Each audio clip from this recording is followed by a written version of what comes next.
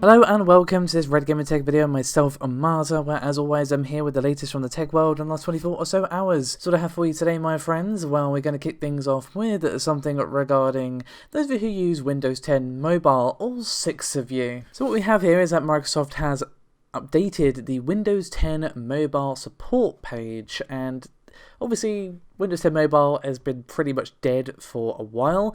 It is now officially dead as the end of support has come, or rather will be coming, because as of December 10th, 2019, quote, Windows 10 mobile users are no longer eligible to receive new security updates, non-security hotfixes, free assisted support options, or online technical content updates from Microsoft for free. Interestingly as well, according to their post, which of course will be linked in the description below this very video, not all devices are actually going to be supported through the end date either. They have said that the Lumia 640 and 640 XL models will reach the end of support on June the 11th, 2019. So for those of you with those phones, the death knell is going to be coming even sooner.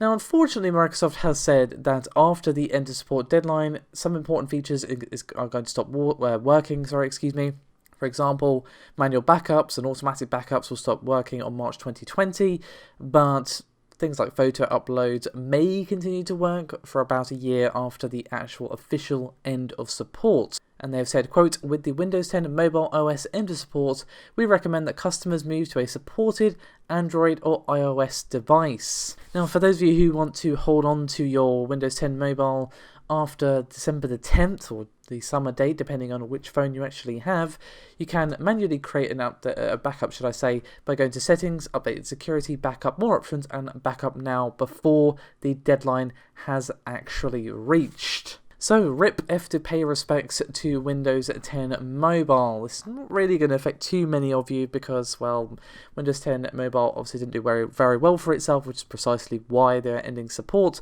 but is naturally going to impact some people. But we had to see this coming, to be honest. It's probably costing them way more money to support it than they're actually making from it, so yeah.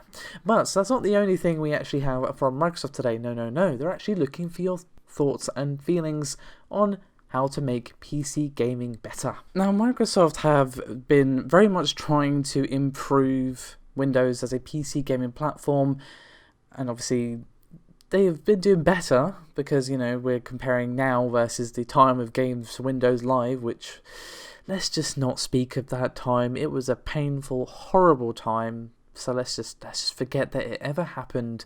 But we've obviously had mixed results. See, they've been doing better, but we've still got ways to go. Now, what I actually have here is a survey that's currently going on where they're asking you specifically what you, quote, want Windows to do or stop doing while gaming, and some of the other gaming features that you'd like to see. Now, just to give you a bit of a sampling of some of the questions, but of course, the survey will be in the description below this video. Some of the questions they're asking is, when running a game, should Windows automatically disable processes while playing? Create a version of Windows specifically for gaming. Allow users to launch games on PC with a controller. Allow users to stream from their PC to their Xbox. Windows should automatically download driver updates when the game is installed. Several good questions. So hopefully they will listen to this feedback because, well, Windows has gotten better, but it definitely has a long way to go in a lot of ways. So fingers crossed on this one, guys.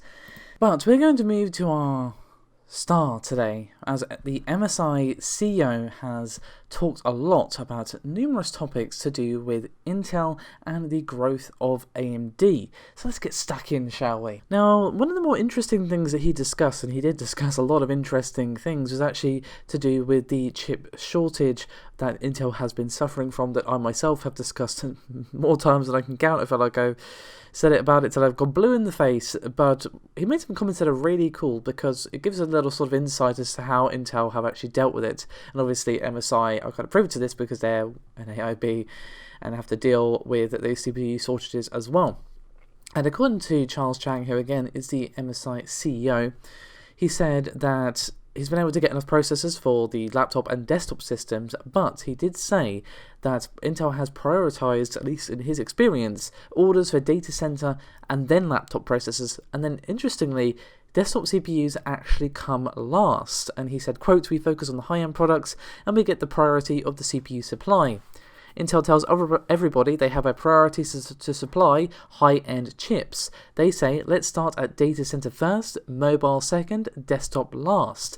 Then they got the higher i9, i7H processor, then it's then it's desktop." So a little sort of peek behind the curtain, as it were, there, but he did have some positive comments to say, as apparently the supply is improving and is going to be improved by Q4, but that does mean we're going to be having to deal with this for a whole nother financial year. He said, quote, "Q1 is still challenging, Q2 we're getting better, Q3 will get a lot better, and Q4 I think it's definitely no problem. Overall, the worst times for Intel CPU supply have gone." But, as I myself have discussed numerous times as well on this very channel, is how AMD have been grabbing that all-important market share from Intel. Obviously, they've been doing this a lot in data center with Epic and everything going on there, but they've definitely been doing it with Ryzen as well. While Intel are obviously still, Intel, they are not exactly happy about the fact that their direct competitor has been taking market share away from them. And obviously, the supply issues they've been having are definitely something that has contributed to AMD managing to do that. And he's actually talked on how those very same supply issues have left the door very much open for AMD to grab some desktop sales from people who haven't been able to get hold of the Intel processors that they had their heart set on. And he said, quote, "Everybody knows that Ryzen CPU on the channel, on Intel, everything, they have a lot of market share increase because of the Intel shortage. Because Intel doesn't make it a priority to supply Pentium, Celeron, mid-range and low-end CPUs, that really gives AMD an opportunity to grow their market share in desktop. So we are doing very okay on the AMD side.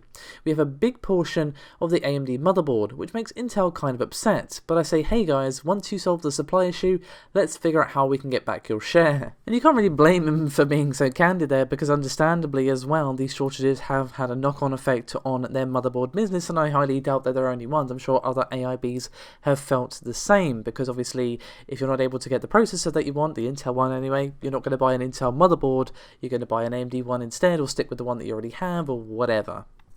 Now, the last thing I want to discuss from this interview, and I have definitely not gone through the whole thing, of course I'm going to include a link to the description below, in the description below this video, should I say, to the whole thing where you can give it a read. He is very candid throughout the whole thing, so it's definitely worth a read, even though I have given you, I would say, some of the better bits.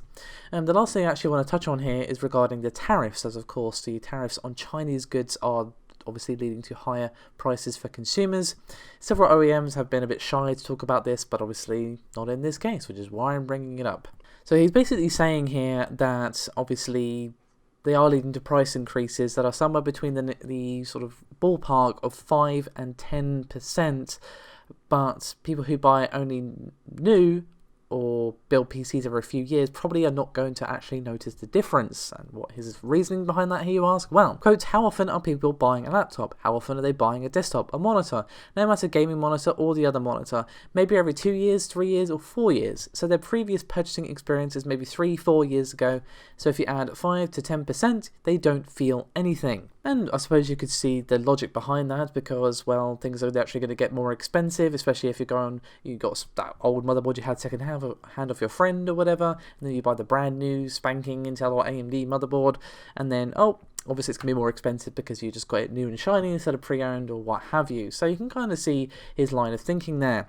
Some really interesting stuff though, to be honest. It's definitely rare to see such candid comments from someone so high up in the company, and I was very interested in his discussions on how AMD have grabbed share from Intel, because that is obviously something that I myself have discussed numerous times. So I guess it's nice to see a sort of more expert opinion, I suppose you could say. I mean, obviously I know a lot, but I'm not a CEO of MSI, so, you know, he's definitely got that one over on me there. Anyway, let me know your thoughts on these ones, guys. I'm really curious to see your thoughts as well on the Windows 10 survey. I'm definitely going to be filling out myself because, well, as I say, it's improved, but they've got a ways to go, especially the Windows Store. Oh, Lord, the less said about that, the better.